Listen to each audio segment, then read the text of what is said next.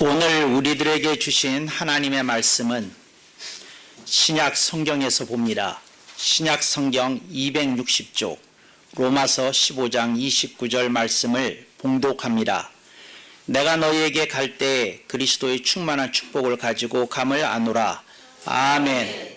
오늘 우리는 성령님 아래 성경 위에 하나님의 말씀을 듣기를 원합니다. 오늘 여러분들이 주목하실 설교 제목은 그리스도의 충만한 축복입니다. 하나님의 은혜는 우리들에게 모든 것을 공급해 주시고 우리로 하여금 삶 속에서 주님의 인도와 지도를 받으면서 살게 하십니다. 그래서 이 세상에 하나님의 은혜 아닌 것이 하나도 없고 하나님의 사랑 아닌 것이 하나도 없고 하나님의 축복 아닌 것이 하나도 없더라 하는 말입니다. 하나님의 은혜라 할 때 그 말은 거저 받았다 하는 말입니다. 내가 언제 이 세상에 나올 때 내 목숨을 위해서 내가 그 어떤 대가를 치른 일이 없습니다. 나는 그저 이 세상에 목숨을 받아서 태어났습니다. 또 이 세상에서 내가 살아갈 때 필요한 모든 것이 나에게 부모를 통해서 공급되어졌고 또 이 세상에 많은 것들이 나를 위해서 이미 예비되어 있어서 내가 그것을 먹고 마시고 입고 쓰고 누리면서 인생을 살아가고 있다. 그러니까 이 모든 것이 사랑 안에서 이루어진 일이다 하는 것을 우리들이 철이 날수록 또 인생이 조금 더 성숙해 갈수록 깨닫게 되는 바가 있습니다. 우리들이 조금 더 신앙의 눈으로 보니 이 모든 것이 하나님의 축복이었다 하는 생각을 갖게 됩니다. 하나님의 축복이었다 하는 말은 이런 뜻입니다. 내가 무슨 권리가 있어서, 내가 무슨 자격 요건이 돼서, 내가 무슨 어떤 청구권이 나한테 있어서 그 하나님으로부터 이 모든 것을 받은 것이 아니라 하나님이 그저 내게 이 모든 것을 공급해 주셨고 나로 감싸주고 있다는 생각이 깨달아질 때 우리는 이 모든 것을 하나님의 축복이라 부르는 줄 믿습니다. 오늘 본문에서 그 사도 바울이 특별히 소중히 여기는 용어 하나가 나타납니다. 그리스도의 충만한 축복이다 이렇게 얘기했습니다. 그런데 우리들이 그리스도의 축복이라고 한다면 우리는 당연히 복음을 생각할 것입니다. 그런데 오늘 본문에서 그리스도의 충만한 축복이라고 한 용어를 보면서 우리는 사도 바울이 어찌하여 충만한이라는 말을 이렇게 구태여 그 용어 속에 담았을까 썼을까 하는데 궁금증이 생겨야 마땅한 줄로 믿습니다. 그래서 그리스도의 축복이라고 할 터인데 그리스도의 충만한 축복이라고 그랬습니다. 네, 이 말은 그리스도의 축복을 받는 사람도 있다는 암시 같고 그리스도의 충만한 축복을 받는 사람도 있다 하는 느낌 같습니다. 그래서 이 그리스도의 충만한 축복에 대해서 제가 오래도록 묵상하고 가슴에 새겨 왔습니다. 그래서 오늘 우리들이 이 말씀을 나누게 된 것을 참으로 소중하고 또 소중하게 여깁니다. 그리스도의 충만한 축복이다 하였을 때에 이 말이 무슨 말이냐? 이거 새누리교회에서 늘 가리키는 예수 생명과 관련이 있습니다. 그래서 새누리교회에서 예수 생명을 이야기를 하는데 그 이야기가 무슨 뜻인고 하니 예수님의 대속을 믿고 신앙 고백을 한 이들에게는 예수의 생명이 공급이 되어지고 예수의 생명이 자연스럽게 꽃피어난다는 겁니다. 근데 예수 생명이 있는 사람들이 하는 이야기가 예수 생명이 충만할 때 하는 이야기가 둘이 있습니다. 근데 두 가지가 있습니다. 근데 그걸 우리들이 늘 기억해야 된다 하고 여러분들이 이렇게 들어오셨습니다. 그래서 방송을 들으시는 분들은 그 이야기를 처음 들으실 수도 있겠는데 여러분들도 들어보시고 오늘 말씀이 이 성경과 부합하는지 여러분들이 이렇게 묵상해 보시면 좋을 것 같습니다. 이 그리스도의 충만한 축복, 그 내용이 뭐냐? 그 그리스도의 충만한 축복이 있는 사람은 첫째, 예수님만으로 충분합니다 하고 고백합니다. 그러니까 예수님만으로 충분하다고 얘기를 합니다. 그러니까 무슨 말이냐면 이런 겁니다. 모든 인생이 나름대로 문제가 있고 기도 제목이 있습니다. 모든 인생이 아픔이 있고 또 풀어졌으면 좋을 앙금이 있습니다. 상처가 있습니다. 뼈아픈 과거가 있습니다. 숨기고 싶은 자신의 모습이 있습니다. 그런데 그런 인생이 예수 그리스도를 통하여 복음을 영접한 후에 이 사람이 예수의 생명이 충만하면 예수님만으로 충분합니다. 이게 무슨 말이냐면 자기 자신에게 아직 해결해야 될 기도 제목이 있고 문제도 있고 상처도 있고 앙금도 있고 또 자신의 부족한 모습도 있고 하지만 자신의 인생에 그 절대적으로 필요한 모든 것이 공급이 되어졌다. 나는 예수님만으로 충분합니다. 이런 고백을 드릴 수 있다는 거죠. 그래서 여러분, 나는 예수님만으로 충분합니다. 이 고백을 당신이 할 수 있다면 당신은 그리스도의 충만한 축복을 받은 사람입니다. 그리스도의 충만한 축복을 간증하는 사람입니다. 근데 여러분들이 만약입니다. 만약에 여러분들이 목사님 저는요 그렇게 좀 하기가 조금 어려운 것 같아요. 솔직히 말씀드려서 저는요 문제가 해결이 돼야지 속이 시원해서 제가 그 얘기 할 수 있지 문제가 해결되지 않고요. 내가 괴로움 속에 시달리고 있을 땐 그런 얘기 못할 것 같아요. 이제 그런 분들은 잘 들으십시오. 그리스도의 축복을 갖고 있는 겁니다. 그러니까 여러분들이 예수님을 믿었다. 주님이 나의 모든 죄와 허물을 씻어주셨다. 그래서 나는 하늘 아버지의 은총으로 내가 가진 이 작은 믿음으로 이 신앙 고백에 토대한 믿음으로 나는 구원을 받았다. 이렇게 느끼시는 분들은 그리스도의 축복을 받은 겁니다. 그리스도의 축복이라고 하면 그리스도로 말미암은 축복이고 그리스도께서 그 대속을 통하여 우리들에게 증거하시고 전해주신 축복이라는 뜻입니다. 그래서 여러분 그리스도의 축복을 받은 사람은 모두 다 그리스도인인데 그들에게는 구원과 영생과 천국이 약속되어져 있고 또 저들의 것입니다. 그런데 어떤 이들은 아직 현실 속에서 온전한 자유를 누리지 못할 때가 있습니다. 어떤 이들은 아직도 인생의 어떤 문제가 풍랑처럼 저를 흔들어댈 때 참 견디기 힘들어하고 아파하고 혼란과 혼동 속에 자주 빠지는 것을 스스로 알고 있습니다. 근데 그런 분들, 이제 가정법입니다. 그런 분들 어떠한 상태냐? 오늘 본문에다 적용을 시키면 그리스도의 충만한 축복을 가지고 있는 건 아닙니다. 네, 그리스도의 축복은 받았는데 그리스도의 충만한 축복이 없다는 것이지요. 그래서 여러분의 삶 속에 이 말씀이 도전이 돼야 됩니다.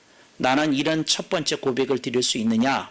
나는 예수님만으로 충분합니다. 하는 말은 사도 바울이 바울서신 곳곳에서 하는 말입니다. 바울서신 곳곳에서 사도 바울은 말합니다. 내가 이 모든 것들을 분토로 여김은 배설물로 여기고 쓰레기로 여김은 그리스도 안에서 자기는 충분하다는 겁니다. 이 세상 사람들이 자랑하는 그 모든 것들을 주님이 자기에게 제하여 버릴지라도 나는 그리스도와의 사랑에서 끊어질 수 결코 없다. 나는 그 사랑을 결코 놓칠 수 없다. 나는 그 사랑을 결코 외면할 수 없다. 이렇게 고백을 합니다. 그걸 이제 제가 여러분에게 전해드린 문구로 이렇게 정리하면 나는 예수님만으로 충분하다고 사도 바울은 고백하고 있는 겁니다. 그래서 여러분이 그런 고백을 할 수 있는지 보시기 바랍니다. 나는 예수님만으로 충분합니다. 아멘 억만 번. 이거 우리들의 매번 이것에 대해서 아멘해야 됩니다. 그래야 오늘 우리들의 삶 속에 생기와 활력이 넘치게 되는 줄로 믿습니다. 그래서 예수님만으로 충분하다 하는 건 문제가 없다는 뜻이 아닙니다. 문제가 지금 상태로 다 해결됐다는 뜻이 아닙니다. 그러니까 무슨 말이냐면 문제는 ing, 현재 진행형입니다. 문제는 우리의 삶 속에 깊숙이 들어와 있습니다. 우리를 괴롭히는 여러 가지 여건들은 아직 온전히 처리되지 않았을 수 있습니다. 그러나 예수님만으로 충분하다는 것은 이 세상의 그 어떤 것도 나를 흔들어댈 수 없다는 겁니다. 이 세상의 그 어떤 것도 나를 낙심시키거나 절망시킬 수 없다는 뜻입니다. 그런 것들이 나를 괴롭게 하는 건 사실이지만 내가 그리스도 안에 있는 산 소망을 붙들지 못하게 할 정도는 아니라는 겁니다. 근데 우리들이 그런 고백을 드릴 수 있으면 나는 예수님만으로 충분합니다. 이제 이런 고백을 드리게 되는 것입니다. 그리고 나는 예수님만으로 충분합니다 하고 고백을 하시는 이는 그리스도의 충만한 축복을 받은 자인 것입니다. 그래서 여러분들이 제가 여러분에게 당부드립니다. 여러분들이 복음을 영접하고 예수 그리스도를 영접하셨다면 여러분들은 그리스도의 축복을 받은 자들인데 저는 여러분들을 격려합니다. 장려합니다. 여러분들이 그리스도의 축복에 머무르지 말고 그리스도의 충만한 축복까지 나가실 수 있기를 바랍니다. 그래서 그리스도의 충만한 축복 이렇게 받으실 때 하나님의 역사가 여러분에 나타났음을 여러분이 스스로 인식하고 증거하리라고 믿습니다. 사도 바울의 유명한 그 명언이 있습니다. 이 성구를 명언이라고 그래서 될지 모르지만 특별히 아주 인상적인 말이라는 뜻이지요. 사도 바울이 말합니다. 이는 내게 사는 것이 그리스도니 내가 죽는 것도 유익함이니라. 저는 하루에도 한두 번씩은 이 구절을 암송하는 것 같아요. 이는 내게 사는 것이 그리스도니 내가 죽는 것도 유익함이니라. 제가 이런 경지에 도달했다고 얘기하는 것이 아닙니다. 이런 경지를 본받고 싶어서 하루에 서너 차례는 이 구절을 암송하면서 저 자신을 비추는 거울로 삼습니다. 이는 내게 사는 것이 그리스도니 내가 죽는 것도 유익함이라. 이게 무슨 말이냐? 나는 예수님만으로 행복합니다 하고 고백하는 겁니다. 나는 예수님만으로 행복합니다 하고 고백하라는 겁니다. 내가 원하는 것이 주어져야, 내가 원하는 것을 소유해야, 내가 원하는 것을 내가 차지하고 점령해야 행복한 게 아니라 나는 예수 그리스도 안에서 예수님만으로 행복하다고 고백을 드리더라는 거죠. 이건 굉장한 도전입니다. 굉장한 도전. 그러니까 여러분들이 삶 속에서 어떤 일이 일어났을 때 여러분들의 심령이 정말 행복한지를 보실 수 있기를 바랍니다. 이런 얘기가 있습니다.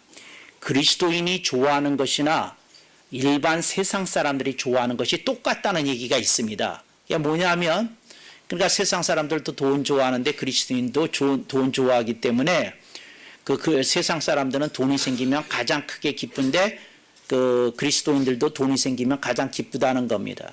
또 세상 사람들도 자기에게 권력이 주어지면 굉장히 행복해 드리는데 또 그리스도인들도 마찬가지라는 겁니다. 네, 이런 대비를 통해서 이렇게 얘기합니다.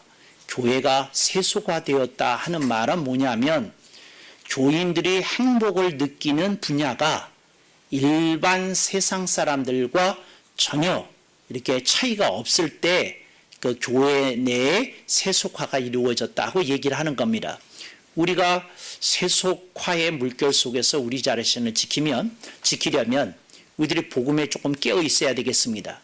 근데 우리들이 복음에 깨어 있으려고 그러면 오늘 우리들이 외부로부터 생겨난 그 어떤 것이 우리로 하여금 우리의 행복을 빼앗아가기도 하고 행복을 누리게끔 하는 그런 환경 속으로 그런 시스템 속으로 우리들이 들어가면 아니 되겠습니다. 그래서 여러분들이 나는 예수님만으로 행복합니다. 이 고백을 드릴 수 있기를 여러분들에게 당부하고 축원합니다. 누가 이렇게 물을 것입니다. 목사님, 말이 쉽지요. 예수님만으로 행복이 그게 말은 알겠는데 그게 되는 일입니까? 이제 이런 얘기를 하십니다. 여러분들이 예수님을 따랐던 제자들을 보시기 바랍니다. 모든 걸 버렸습니다. 예수님을 만나는 순간 어떻게 해요? 그 모든 것이 없어도, 직장이 없어도, 그 다음에 그 부모나 가족으로부터 좀 떨어져 살아도 예수 그리스도를 믿고 섬기는 그 삶 속에서 그들은 행복할 수 있다고 믿었고 또 그렇게 누렸습니다. 네, 이런 것들이 오늘 우리들에게 시사하는 바가 있습니다. 많은 것을 가져야, 많은 것을 이루어야 행복하게 되는 것이 아니라 예수의 생명으로 우리들이 충만하게 될 때 하나님의 역사가 가득하게 되는 줄로 믿습니다. 예수 믿는 사람들이 그 예수님을 영접한 사람들을 새로 영접한 사람들을 만날 때가 있습니다. 만날 때가 이제 그런 사람들을 보게 되면 복음을 깨닫고 예수님이 나를 위해서 십자가에서 피를 흘리신 것이 너무 처절하고 이제 그런 것이 깨달아서 눈물을 듬뿍 쏟았고 그리고 회개하고 그리고 그 심령이 정말 춤추는 심령이 되어서 신앙 고백을 하고 이제 그런 심령이 또 그 세례 문답을 준비까지 잘해서 세례를 받고 그들을 대면하게 됩니다. 그들의 눈 속에서 맑은 어떤 기운을 느낄 수 있고 그들의 그 태도와 자세에서 신앙생활을 잘 해봐야 되기 때문에 어떤 것을 보게 됩니다. 그럴 때마다 이제 신앙 경력이 있는 그리스도인들이 그런 사람들을 보면서 묘한 웃음을 짓습니다. 좋을 때다. 나도 한때 그랬다. 그런데 너도 신앙생활 해봐라. 지나가 보면 그렇게 좋은 것만 아니다. 이런 거 저런 거 다 산전수전 겪어봐야 하는 게 있다. 그런 묘한 웃음을 짓는 이들이 있습니다. 저는 그 새로 예수님을 영접해서 반짝이는 영혼과 오래 예수님을 믿어서 산전수전 다 겪은 분이 묘한 웃음을 짓는 걸 둘 다 이렇게 지켜보면서 제가 묘한 상념에 젖어들게 됩니다. 아하, 신앙생활이라는 건 이런 것인가? 조금 경력이 쌓이게 되면 그냥 그렇게 묻어나서 그냥 그렇게 시드름하면서 신앙생활하는 것이 이게 제대로 신앙생활하는 것인가 뭔가 이런 생각을 해보게 됩니다. 오늘 본문 말씀 우리들에게 시사해 줍니다. 너는 그리스도의 충만한 축복을 받았느냐 누리고 사느냐 이거 우리들에게 묻는 겁니다. 여러분들이 예수 생명으로 충만해서 그런 것들을 떨쳐내고 내가 예수 그리스도의 생명으로 그렇다고 말할 수 있는 그런 신앙생활이야말로 여러분의 인생의 원동력이 되어야 할 줄로 믿습니다. 근데 그러지 못할 때에 우리는 그리스도인이지만 그리스도인이라고 하는 강력하고 멋진 모습을 보여주기가 굉장히 힘들겠다 하는 것을 여러분들에게 말씀을 드립니다. 어떤 이들이 신앙생활을 할 때에 늘 고만만한 믿음으로 지냅니다. 그러니까 5년 전에도 고만만한 믿음, 7년 전에도 고만만한 믿음, 3년 전에도 고만만한 믿음 이렇게 지냅니다. 근데 그렇게 지내면 어떤 것이 생기게 되는고 하니 신앙생활의 회의가 찾아오게 됩니다. 뭐 예수 믿으나 뭐 안 믿으나 뭐 이제 모자가 나오면 이제 이게 위험한 겁니다. 뭐 이렇게 나오게 되면 더 위험합니다. 그런데 여러분들이 그때에 제가 여러분에게 말씀드립니다. 여러분이 로마서 15장 29절을 기억해 주십시오. 당신이 만약에 목소리가 좀 길게 나오시는 분이라면 당신은 그리스도의 충만한 축복을 받아야 되는 사람이다. 당신은 그리스도의 축복을 받았는데 그리스도의 충만한 축복을 받아야 되는 사람이다. 내 예수 생명이 여러분을 이렇게 한번 뒤집어 놔야 되는 거다. 이렇게 생각하고 그러실 수 있기를 바랍니다. 많은 사람들이 요즘 게임을 합니다. 많은 사람들이 약물에 중독되어 갑니다. 많은 사람들이 술을 마십니다. 많은 사람들이 이런저런 어떤 걸 합니다. 근데 그 사람들이 그렇게 왜 하느냐 하면 자기의 삶 속에 뭔가 채워지지 않는 헛간이 있어요. 채워지지 않는 헛간이 있어요. 빈 창고를 헛간이라고 부릅니다. 근데 그 뭔가 헛간이 있어요. 뭔가 채워지지 않는 거예요. 그래서 뭔가를 하면서라도 잊어버리고 싶어서 그렇게 하는 겁니다. 근데 사실 사람들이 그렇게 하는데 사실 아무것도 아니거든요. 그거 해봐야 그거지 거기에서 얻어지고 이렇게 자기가 진짜로 누려지는 건 아무것도 없거든요. 그런데도 그 헛간을 채우기 위해서 여러 가지 것들을 합니다. 어느 순간 깨달아져야 됩니다. 이 헛간이라는 놈은 내가 이런 방식으로 채워가지고는 내 인생이 끌려다니겠구나 깨달아야 됩니다. 근데 오늘 우리들의 심령의 그 빈 공간, 헛간에 대치시켜야 될 것이 있습니다. 그게 뭐냐? 예수 생명입니다. 예수 생명이 여러분에게 들어가게 되면 여러분 거기서 그냥 그 헛간을 그냥 한꺼번에 폐쇄 조치하고 여러분들이 그것으로부터 자유를 누리게 될 것입니다. 그런 사람이 드리는 고백 뭐냐? 나는 예수님만으로 충분합니다. 나는 예수님만으로 행복합니다. 근데 이런 고백을 드릴 수 있기를 간절히 바랍니다. 제가 가끔씩 어려운 교회의 목회자들을 만날 때가 있습니다. 교인이 적어요. 또 재정적으로도 그 압박이 있어요. 또 여러 가지 상황이 이해가 됩니다.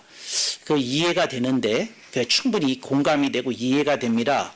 그런데 그럴 때마다 저는 이런 생각을 해보게 됩니다. 무슨 생각을 하게 되냐면 이 목회자와 이 목회자의 가정에 그리스도의 충만한 축복이 임해야 되는데 이들에게 그리스도의 충만한 축복이라는 건 무엇일까? 이런 생각을 하게 됩니다. 특별히 목회자들을 보게 되면 그런 생각합니다. 저희 교회도 개척해서 이렇게 성장해 왔지 않습니까?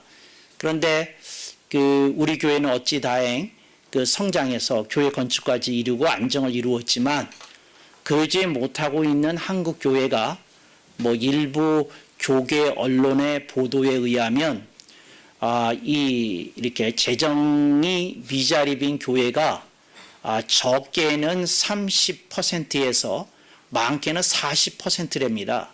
한국 교회 전체로 봤을 때 그렇게 많다는 겁니다. 근데 그럴 때에 목회 전선에서 그 사역하는 그 목회자가 느낄 압박이나 고통 충분히 이해가 됩니다. 근데 그리스도의 충만한 축복이 이게 그런 상황에서 어떻게 공급이 되는 것이냐 하는 겁니다. 근데 이건 주님과 그분과의 1대1의 관계 속에서 형성이 되는 겁니다. 그래서 여러분들이 예수님과 여러분의 관계가 어떠한 관계인지 이렇게 생각해 보실 수 있기를 바랍니다. 이런 얘기가 있어요. 이렇게 미국 교회에서 설문조사를 했답니다. 설문조사를 하면서 이제 뭐라고 했느냐면 이렇게 당신과 그 예수님과의 관계는 어떤 관계입니까? 그래서 그 관계를 쓰시기 바랍니다. 당신이 그냥 생각나는 대로 나는 예수님과 이런 관계입니다 하는 걸 이렇게 썼답니다. 그랬더니 그 상당히 많은 사람이 썼던 그 답안 중에 그러니까 이렇게 설문조사지만 이렇게 무슨 답을 제시한 건 아니고 이렇게 본인들이 답을 알아서 쓰도록 한 것이었는데 거기에 많은 사람들이 그렇게 썼답니다. 예배 관계라고. 그게 뭐냐면 예배드리러 교회 올 때는 예수님을 만나고 이제 교회를 떠나게 되면 이제 그 관계가 좀 희미해졌다가 예배드리면 와서는 조금 따끈해지고 그 다음에 교회 벗어나면 희미해지고 따끈 희미 요 관계를 이제 예배 관계라고 이렇게 썼답니다. 예배 관계라고. 예배를 드리면 조금 낫고 그렇지 않으면 그렇고 이제 이 예배 관계라고 쓴 사람이 있고 그 다음에 어떤 사람이 이런 말을 썼답니다. 부담 관계라고. 부담 관계라는 게 뭐냐면 예수님을 많이 알아갈수록 해야 될 게 많대요. 헌금도 좀 더 내야 되고 교회 참석도 더 내야 되고 그래서 예수님과 관계를 이분이 솔직하게 썼는데 초신자였겠죠? 부담 관계. 그래서 예배관 제가 그 설문조에서 아주 인상 깊었던 게 부담 관계, 예배 관계였어요. 아주 굉장히 이렇게 본인하고의 관계 속에서 그랬다 하는 거죠. 그 다음에 어떤 사람이 썼는데 뭐라고 썼느냐 하면 예수님 어떤 관계입니까? 이렇게 썼더니 이 사람이 뭐라고 하는 말이 친소 관계라고 썼어요. 그리고 거기다가 해설을 썼는데 친이라는 건 친하다는 거고 소라는 말은 관계가 좀 뜸하다 하는 말입니다. 친소 관계라는 건 무슨 뜻이냐면 어떤 때 예수님은 내 기도를 잘 들어주세요. 근데 어느 때 주님은 모른 체 하세요. 이렇게 썼답니다. 어느 때 주님이 나한테 응답하시는데 어떤 때는 내가 아무리 기도해도 모른 척하고 전혀 대꾸를 안 하신다고. 그래서 예배 관계, 부당 관계, 친소 관계 이렇게 썼습니다. 이건 이제 여러분이 들으신 거고, 근데 이제 이 대답이 저를 감동시키지는 못했겠죠? 왜 아멘을 안 하실까요? 예, 이거 감동 못 시켰어요. 그런데 저를 감동시킨 대답이 있어요. 감동시킨 대답이. 그래서 여러분 조금 생각해 보실 수 있기를 바랍니다. 여러분들이 설문조사에서 당신은 예수님과 어떤 관계입니까? 이제 여러분들이 어떤 관계라고 이렇게 얘기를 할 수 있느냐? 이제 여러분들은 이미 짐작하셨을 텐데 아시죠? 여러분들도 이런 대답 이미 다 들으셨는데 아시죠? 이거 정말 또 그렇군요. 저를 감동시킨 대답. 절친관계라고 썼어요. 절친관계라고. 절친관계라고. 영어로는 intimate friend라고 썼어요. 절친관계라고. 그런데 거기다 해서 그렇게 사람들이 이제 설명을 하라고 이렇게 써놨는데 그 밑에다 뭐냐면 이분이 없으면 내가 인생이 심심해서 살 수가 없어요. 뭐 이렇게 썼어요. 근데 절친관계라는 말 되게 마음에 들더라고요. 되게 마음에 들어요. 근데 어떤 분이 또 쓴 말 가운데 제 이렇게 눈을 번쩍 뜨이게 했던 표현이 있어요. 그게 뭐냐면 후견인 관계. 이게 무슨 말이냐면 내가 문제만 생기면 이분이 나의 힘이 되어주시고 소망이 되어주시고 나를 지지해 주시고 나를 탈출시켜 주십니다. 그래서 후견인 관계를 든든하게 누가 내 뒤에 서 있어가지고 문제만 생기면 해결해 주시는 그런 관계라고 이렇게 썼어요. 그래서 어떤 사람이 설문조사 이렇게 했는데 예시를 든 게 있는데 이렇게 쓴 사람이 있었어요. 후견인 관계라는 것보다 더 제 마음을 끌었던 표현인데 아시죠? 몰라요? 레카 관계랍니다. 코로나면 그냥 죽자사자 달려온다는 겁니다. 죽자사자. 레카 관계. 여러분 어떻게 생각하셔요? 예수님이 여러분이 콜하시면 막 달려오는 관계입니까? 후견인이라는 용어로 이제 표현하는 건데 대단히 마음에 들더라고요. 절친, 후견인이라는 말 전 되게 마음에 들었어요. 근데 하여튼 그래야 되지 않냐? 이제 그런 관계, 그러니까 정말 의미 있고 뭐한 거 아니냐? 이제 이런 거예요. 그러니까 여러분들이 주님과의 관계를 여러분들의 이름을 한번 써보셨으면 좋을 것 같아요. 지금 써서 내라는 말이 아니고 여러분들이 그냥 혼자 설교 후에 오는 주간에 한번 조용히 앉아서 예수님과 나와의 관계는 무슨 관계일까? 저는 제발 여러분들이 그 속에서 쌍디귿이 들어가는 그런 관계라고 표현 안 하시는 분이 한 분도 없기를 간절히 축복합니다. 이제 쌍디귿이 들어가는 관계가 뭔지 아시죠? 뜸한 관계입니다. 뜸한 관계. 요거 좀 곤란해요. 뜸한 관계. 뜸한 관계가 무슨 말인지 아시죠? 어쩌다 생각나는 당신입니다. 주여, 이거 어쩌다 생각나면 안 돼요. 이 뜸한 관계 여러분들이 그러지 않기를 이렇게 바랍니다. 근데 여러분들이 어떤 삶 속에서 주님과의 관계를 이렇게 설정을 하시면서 그리스도의 충만한 축복으로 여러분이 옮겨가야 되지 않을까 이렇게 생각을 합니다. 누가 저한테 묻기를 목사님은 예수님과의 관계를 누가 물으시면 뭐라고 대답하실 건가요? 정말 설교가 기가 막히잖아요. 이렇게 끝나야 되잖아요. 그래서 저는 여러분한테 쓰라고 그러는데 제가 이제 설교 준비하면서 이렇게 밤새 잠을 뒤척거리면서 좀 생각을 했어요. 누가 나한테 목사님은 주님과 어떤 관계이십니까? 뭐라고 이렇게 얘기를 하실 겁니까? 그래서 여러분들이 그 주님과의 관계를 정말 설명하면 도움이 되지 않을까 이렇게 생각을 했어요. 그래서 지금 이 시간 제 대답 그냥 공짜로 듣지 마시고 속으로 여러분들이 좀 생각해 보실 수 있기를 바랍니다. 나는 예수님을 그 어떤 분으로 이해하고 있나 이렇게 생각을 해봤어요. 그래서 제가 그 갖고 있는 거 뭐 들으려고 그러면 마음에다 하나씩 쓰셔야 돼요. 쓰셨죠? 다 하나씩 쓰셨죠? 예. 제가 갖고 있는 관계가 뭐냐면 제 눈물을 씻겨주시는 분입니다. 그러니까 제가 아파하고 괴로워하고 힘들어 했을 때 우리들이 흘리는 눈물이 두 가지가 있습니다. 하나는 우리들이 부끄러워 흘리는 눈물이 있습니다.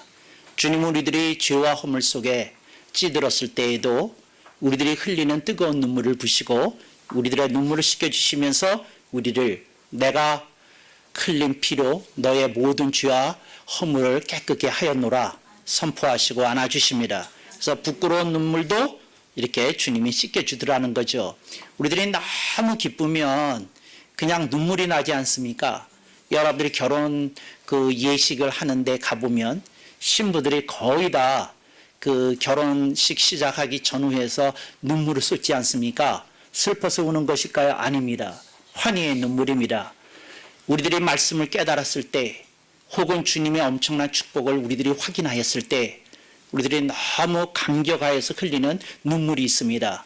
네, 그러한 부끄러운 눈물과 함께 우리들이 삶 속에서 체험했던 감동과 감격의 눈물을 흘릴 때에도 주님은 그 눈물을 씻겨주시면서 말씀하십니다.